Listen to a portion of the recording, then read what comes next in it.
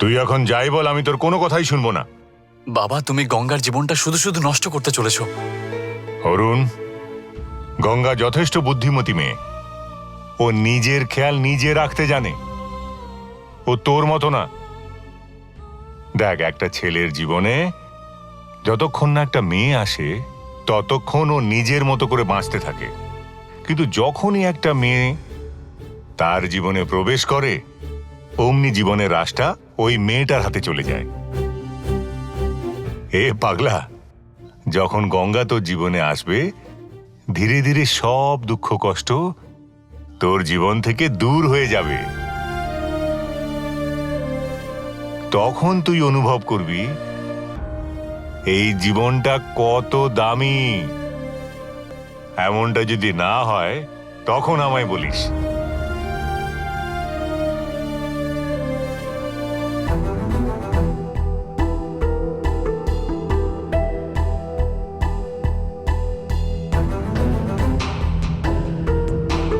যখন গঙ্গা বলছিল যে এই বিয়েটা করবে না, তখন তোমরা ভীষণ খুশি হয়েছিলে, তাই না? কিন্তু আমি তোমাদের বলছি এই বিয়েটা হচ্ছে। এ কি কথা বলছো তুমি দাদা? তুমি এরকম কথা বলছো, কিন্তু গঙ্গা তো বলছিল ওই ঢিপিটা ওর জন্য সব।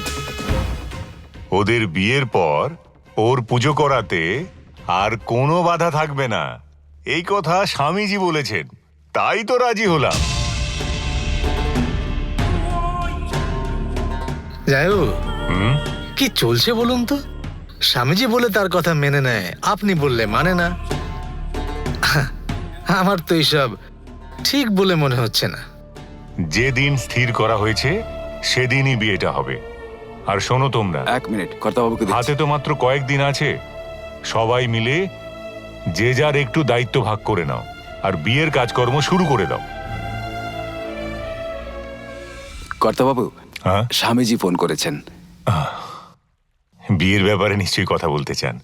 স্বামীজি, কি হয়েছে রাজশেখর? গঙ্গা এই বিয়ে করতে রাজি হয়ে গেছে।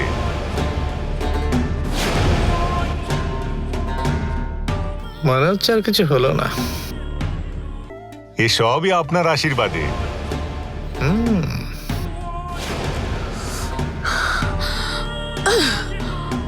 আমার খুব আনন্দ হচ্ছে স্বামীজি। তোমাদের মঙ্গল হোক। আপনারও আশা চাই।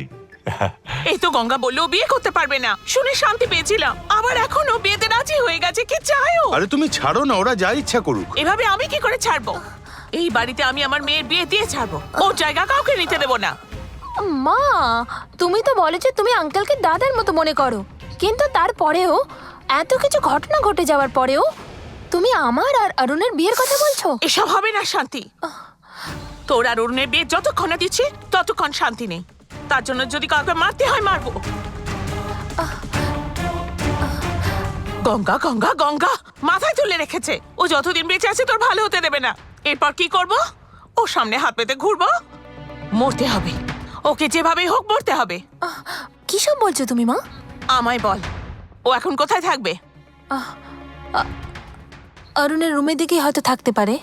ও, ভালোই হয়েছে। আমি এক্ষুনি আমার কাজ শুরু করে দেব। আমি ওকে বুঝিয়ে ছাড়বো।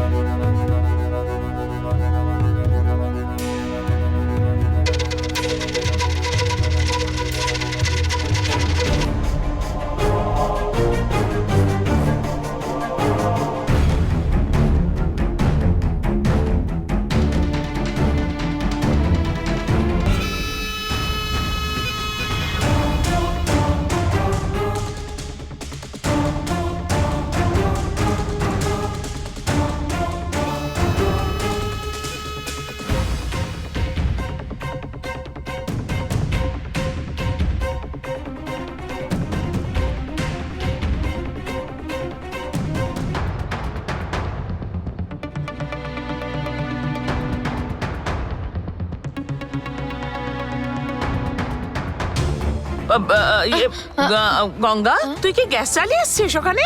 কই না তো, আমি অফ করে এসেছি। গন্ধ পাচ্ছি কিন্তু আমি, যা দেখে আয়।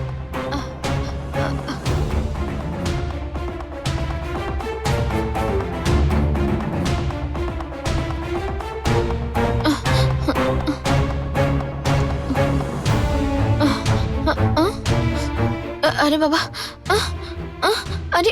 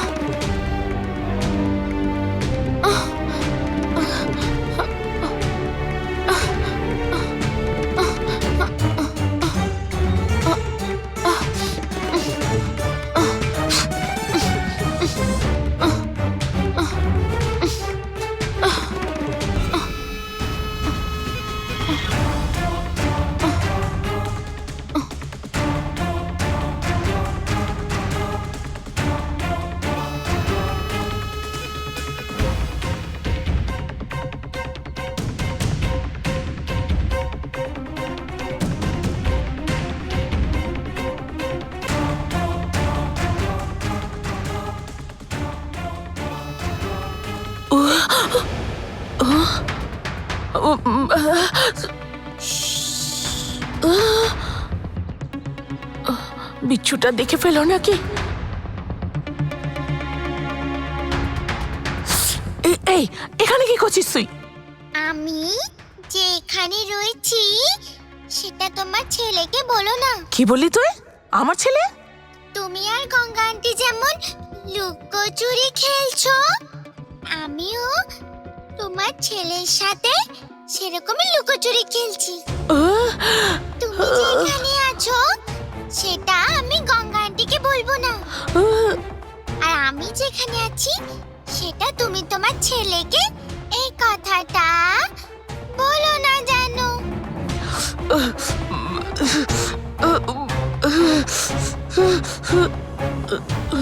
দেখ, তুই এখানে লুকোতে পারবি না, যা পালা। কেন? ওহ, যা।